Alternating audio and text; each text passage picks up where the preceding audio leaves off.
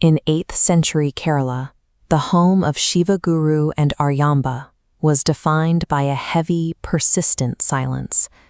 They were aging, childless, and living within an emptiness that seemed to grow with every passing year. Driven by the need for an heir, the couple traveled to the ancient Vadakunathan temple. They committed to a grueling 48-day penance, remaining within the temple grounds to plead for a son who could carry on their lineage. The psychological weight of their failure to conceive was immense. To Shiva Guru and Aryamba, a childless home meant their bloodline ended with them, leaving no one to perform the essential rites required to honor their ancestors.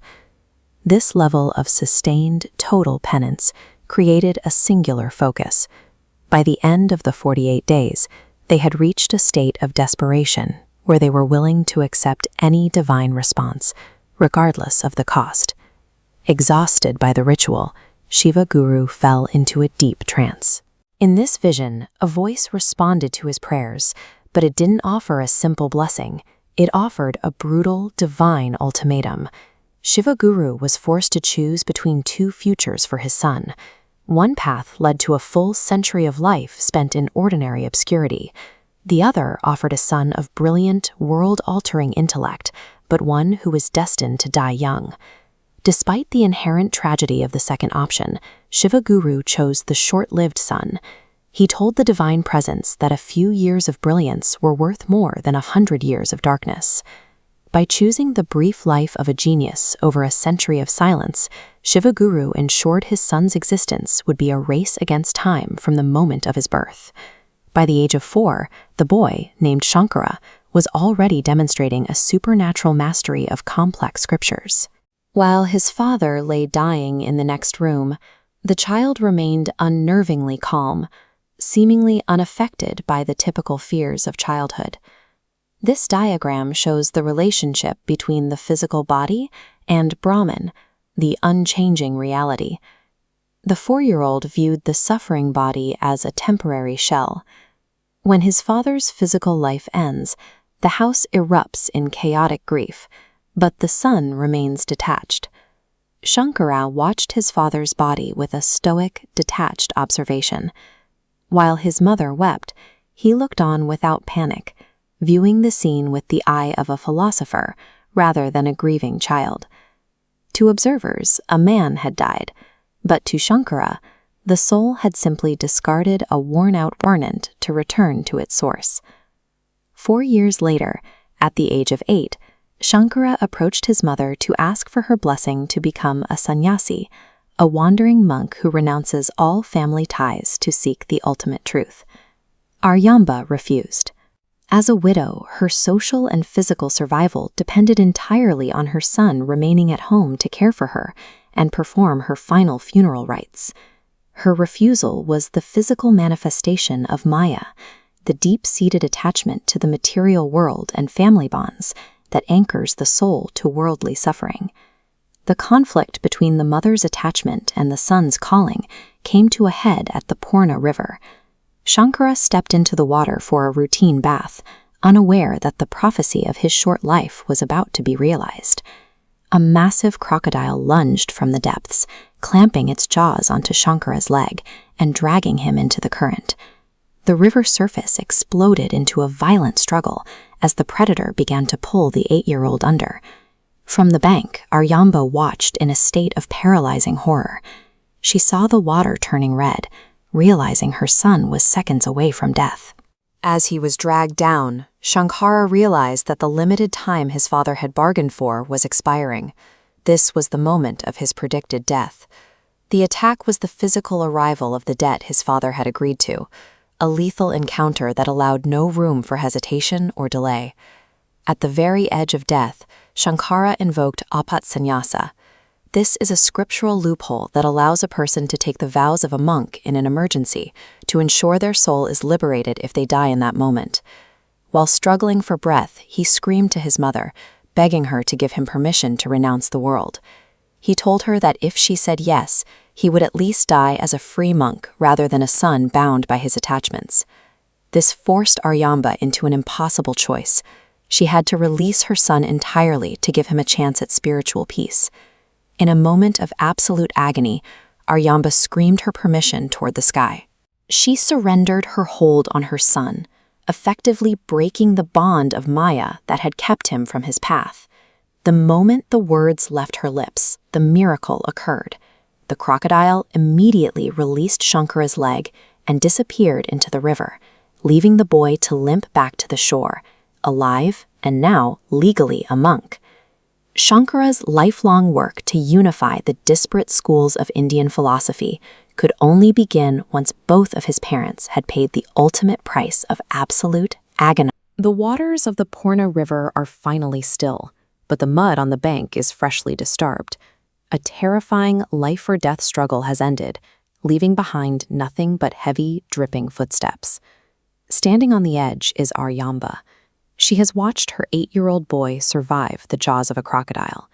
Overcome with relief, she rushes forward, desperate to wrap her arms around her child and take him home. But the boy raises his hand and steps back. He stops her embrace. In an instant, an invisible, impenetrable wall drops between a mother and her son. He tells her he can't go home. The crocodile released him for one specific reason. In his final moments, Aryamba verbally agreed to let him take the vow of a sannyasi. This diagram illustrates the harsh reality of that vow. A sannyasi is a Hindu renunciate, a person who gives up all worldly possessions and ties. In 8th century Indian tradition, taking this vow requires the complete death of a person's previous earthly identity. As you see the child node severing its ties to the parents, you see exactly what sannyas demands, the absolute erasure of familial bonds. The boy who walked into that river is gone. The entity that walked out has no mother, no family, and no physical address. His home is now the entire universe. Shankara survived the predator, but the cost of his life was absolute.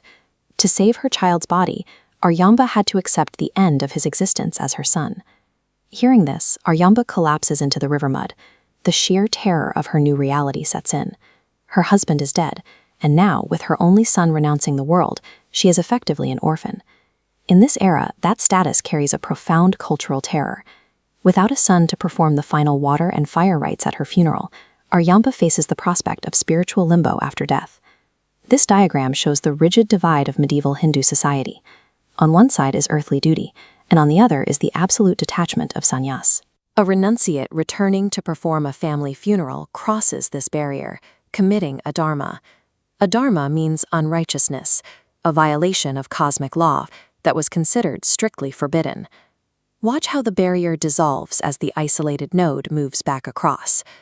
Shankara offers a direct intellectual counterargument to this strict tradition. He asserts that true dharma is rooted in compassion, and any rule demanding cruelty to a mother is a misunderstanding of spiritual law. Looking into his mother's eyes, he makes an impossible promise. He vows to shatter the monastic laws he just accepted. When her time comes, he will personally perform her last rites. This commitment ignores the physical constraints of the 8th century. He tells her that whether he is meditating in a distant Himalayan cave or standing on a far ocean shore, she only needs to summon him with her conscious thought, and he will arrive. The terror leaves Aryamba's face, replaced by a tearful acceptance. She gives him her final blessing, telling him to go forth and become a Jagat Guru, or world teacher. This quiet vow, spoken on a muddy riverbank, shifts the trajectory of Indian spirituality. It proves that a path of absolute detachment can coexist with profound human empathy. Shankara doesn't go home to pack. Still in his wet clothes, he turns his back to the river and begins to walk. He does not look back, even once. He stops only to pick up a simple piece of wood from the earth.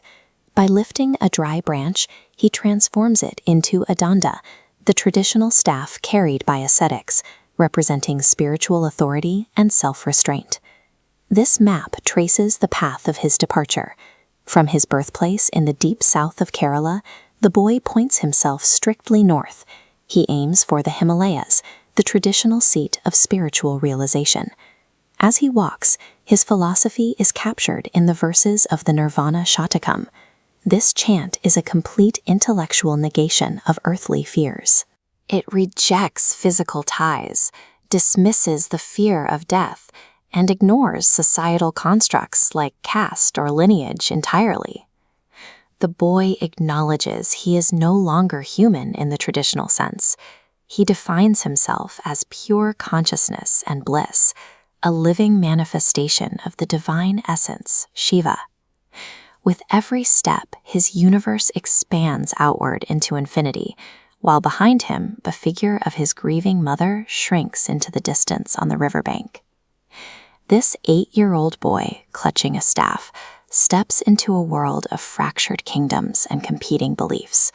It is the first mile of a journey that will attempt to weave these disparate threads into a single cohesive identity for the entire subcontinent.